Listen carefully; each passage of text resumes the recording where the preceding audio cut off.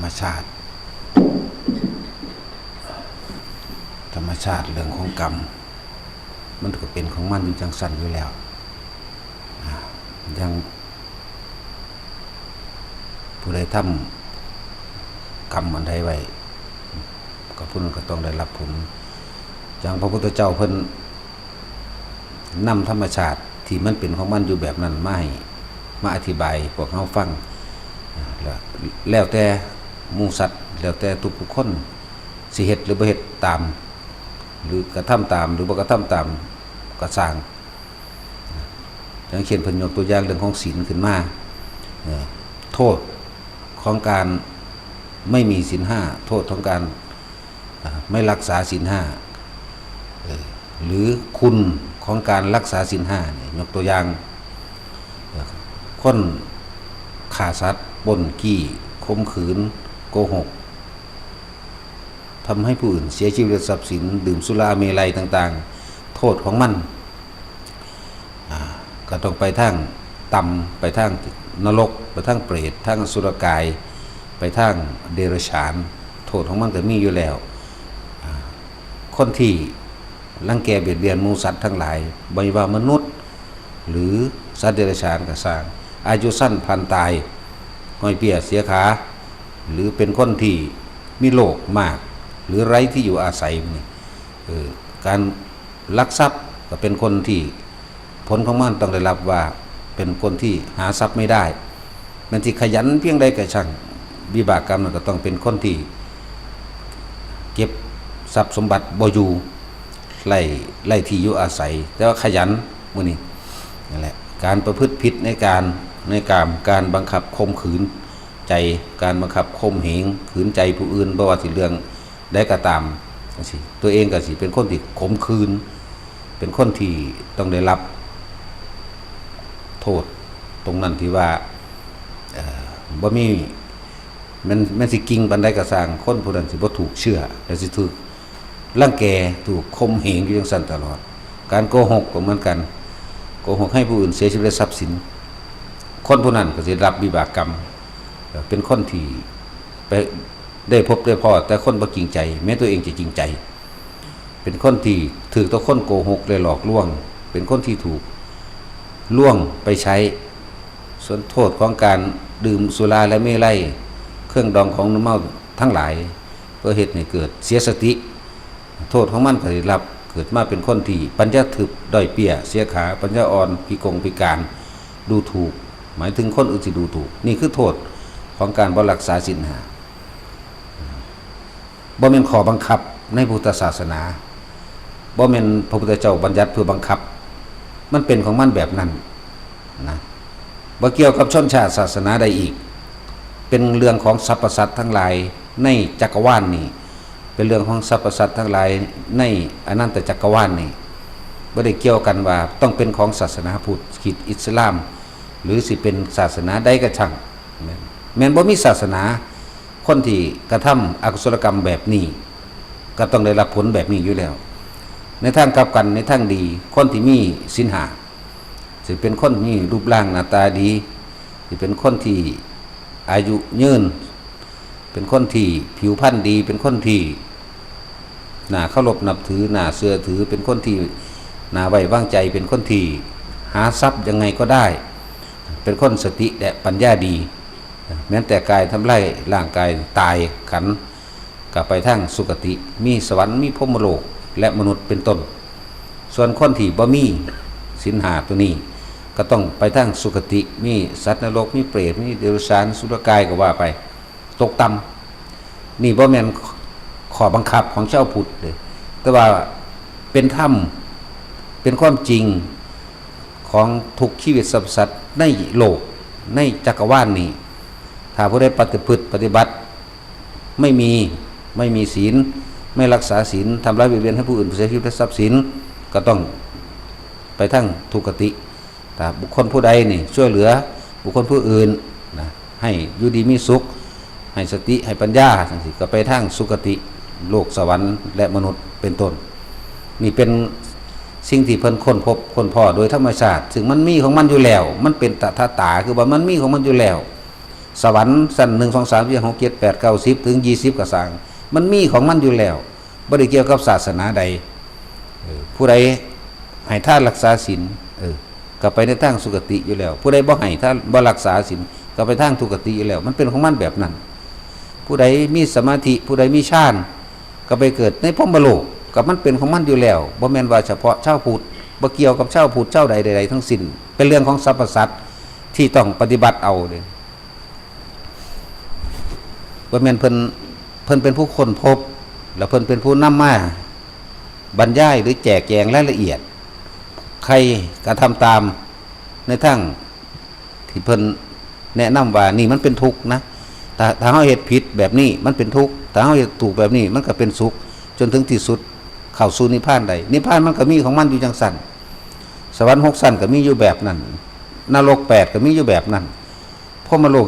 20ตั้งแต่รูปภพถึงอรูปภพก็มีอยู่แบบนั้นนิพพานก็มีอยู่แบบนั้นบ่มีผู้ใดบัญญัติขึ้นบ่มีผู้ใดสร้างขึ้นมันมีของมันแบบนั้นมันเป็นธรรมชาติแต่ว่ามันมีผู้หนึ่งคนผู้หนึ่ง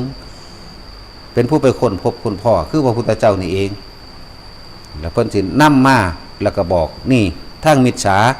นี่คือความเห็นผิดกระทำผิดพูดผิดเป็นแบบนี้ลงสู่มิจฉาลงสู่ทุกติเกิดเวียนว่ายแต่ความทุกข์ยากลำบากนี่ทั้งสุคติสัมมาทิฏฐิเป็นแบบนี้ผู้ใดปฏิบัติตามนี้ก็เดินทางเก่าจนถึงที่สุดแห่งนิพพานหมดตัณหามันเป็นของมันแบบนั้นอยู่แล้วมันบ่ได้แม่นว่าเป็นข้อบังคับบ่ได้บังคับบ่มีผู้ใดบังคับใครได้ตัวเองทั้งหากที่เป็นผู้บังคับตัวเองได้ความคิดบังคับใครบ่ได้ความเชื่อบังคับใครบ่ได้คุมบ่นั่งต้องรู้เอาเองเห็นเอาเองนั่นแหละจังหวะหลายๆอย่างที่พวกเฮาบ่รู้เรื่องว่าสัตว์เกิดมาเพราะความไม่รู้เพราะมีอวิชชาเพราะว่าความบ่รู้เป็นเหตุเป็นปัจจัยเป็นเหตุให้คิดผิดให้คิดไปต่างๆนานาสารพัดก็ยึดเอาในสิ่งตัวเองคิดนั่นแหละเพิ่นเรื่องว่าอวิชชาปัญญาสังขาราสังขารปัญญาวิญญาณังเมื่อคิดไปทางถูกก็ยึดทางผิดก็ยึดเป็นปัจจัยบังเกิดวิญญาณหมายถึงความรู้สึกรับเอาเบิดดีกูก็ยึดเลวกูก็ยึดนั่นยึดความเห็นเจ้าของได้นั่นธรรมชาติมันก็เป็นของมันจังสั่นอยู่แล้วแต่ว่าเฮานั่นไปใส่ความเห็นเฮาไปสรุปความเห็นไปยืนยันไปตัดสินความเห็นไปผิดไปถูกไปฉลาดไปโง่ไปบุญไปบาปเนี่ยแหละมันว่างบ่เป็นเก็บเอาเบิดทุกอย่างเก็บเอาเบิดแต่ว่าผู้เพิ่นเข้าใจธรรมชาติมันเพิ่นปล่อยเบิดทุกอย่างผู้ใดบ่ปล่อยกับผู้นั้นก็แบกไปบ่ได้มีผู้ใดเฮ็ดให้ตัวเองแบกเองตัวเองยึดเองตัวเองสร้างความคิดและความเห็นสรุปมาเองยึดเอาเองตัวเองก็ทุกข์เองเก็บเองส่วนผู้เข้าใจธรรมชาติสัตว์โลกเป็นไปตามกรรมมันเป็นของมันแบบนั้นเขาบ่ยึดเขาปล่อยทั้งหมดเขาก็สบายของเขาเองนั่นแหละจังว่าธรรมะนี่เป็นเรื่องของสัตว์ทุกๆคนที่ต้องน้อมเข้ามาพิจารณาหาความจริงในตนเองธรรมะก็แปลว่าความจริงของทุกคนนั่นแหละความจริงที่ทำให้ทุกข์ก็พอยึดความจริงที่ทำให้ปลดทุกข์ออกได้หรือปล่อยว่างออกได้ก็แค่ไม่ยึดมีอยู่แค่นี้นึงได้บัดนี่บ่แม่นว่าเรื่องผู้ใดเว้าหยังมากก็สิเก็บมายึดเบิดนะมันบ่ได้ไปโทษผู้เว้าเด้โทษผู้ยึดโทษผู้คิดนั่นแหละไผเว้าดีมากก็แค่รู้มันเป็นประโยชน์ก็สร้างไปตามไผเว้าเร็วมากก็ไปยึดก็สิไปพยายามปรับปรุงเปลี่ยนแปลงผู้อื่นได้บัดคนนั้นบ่ดีให้เฮ็ดแบบนั้นบ่เฮ็ดแบบนี้นั่นแหละเอิ้นว่าความบ่รู้เอิ้นว่ายึดในความคิดยึดในสังขารสังขารแปลว่าความคิดนั่นแหละยึดในเรื่องราวที่ตัวเองคิดปรุงแต่งขึ้นมาพุทธเจ้าเพิ่นเว้าทั้งสองอย่างเสมอภาคไว้แล้วล่ะนี่สัมมานี่มิจฉาเฮาสิเอาจังใดกับมันขึ้นอยู่กับตัวเฮาเด้นรกมีอยู่8บริวารอย่างละ 2,000 มันก็มีของมันอยู่สั่นอะไรจังว่าทุกอย่างขึ้นอยู่กับเฮาเด้เพิ่นเป็นผู้คนพบคนพ่อให้ซื่อๆเด้เพิ่นคนพบคนพ่อแล้วผู้ใดเฮ็ดตามบ่เฮ็ดตามนั่นบ่ได้เพิ่นบ่ได้มีผลหยังเด้ บ่มีผลหยังพุทธเจ้าเพิ่นปล่อยออกเบิดแต่เพิ่นก็นำสิ่งที่เพิ่นรู้มาเว้าทางเลวเพิ่นเคยทำผิดมาเพิ่นเคยตกนรกเพิ่นเคยฆ่าคนเพิ่นเคยลักทรัพย์เพิ่นเคยปล้นจี้ฆ่าข่มขืนมีเบิดเพิ่นก็เว้าในทางผิดมาให้ฟังนี่ชาตินั้นไปเกิดเป็นเตแม่ใบเป็นหยังคือเป็นเตแม่ใบเพราะชาตินั้นน่ะตกนรกอุสุธานรกถึง 1,000 ปีนรกเพราะว่าฆ่าคนเนี่ยเพิ่นก็บอก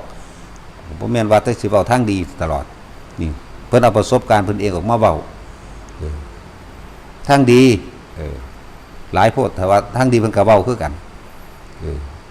ขนาดว่าในสัตว์ที่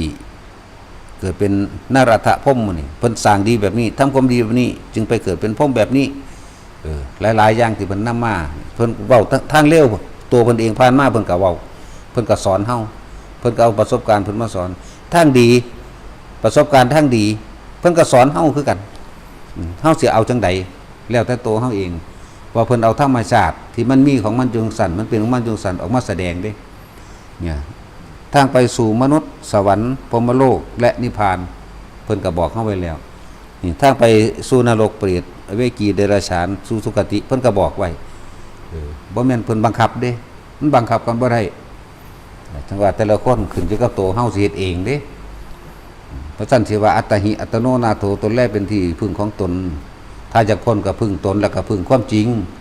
ยอมรับเข้าใจความจริงความจริงเลวเราไม่ทำความจริงเลวทุกขติเราไม่ทำหรือจะทำก็แล้วแต่ความจริงดีไปสุคติถึงนิพพานใดเฮาก็ทำหรือว่าทำก็แล้วแต่เพราะธรรมชาติมันเป็นของมันว่างแบบนั้นมิจฉากับสัมมาน่ะ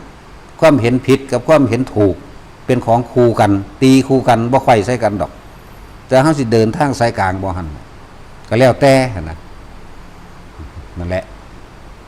บ่แม่นมาเที่ยวอิจฉาริษยากันเก็บเอาไปทุกเรื่องผู้นั้นบ่ดีผู้นี้เป็นจังซั่นผู้นั้นเป็นจังซั่นนั่นแหละคนที่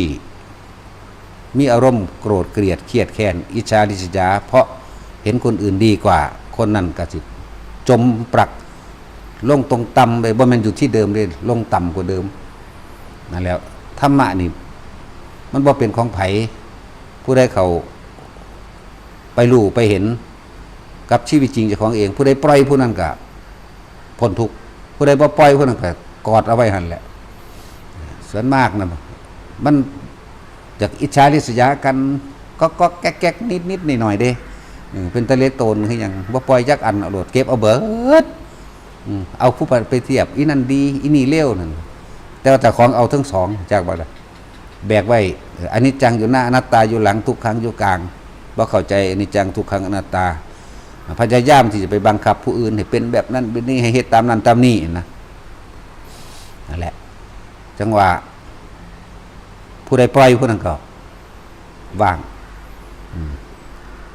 ยังความสุขความสงบใดที่เสมอเหมือนด้วยความไม่มีน่ะบ่มีดอก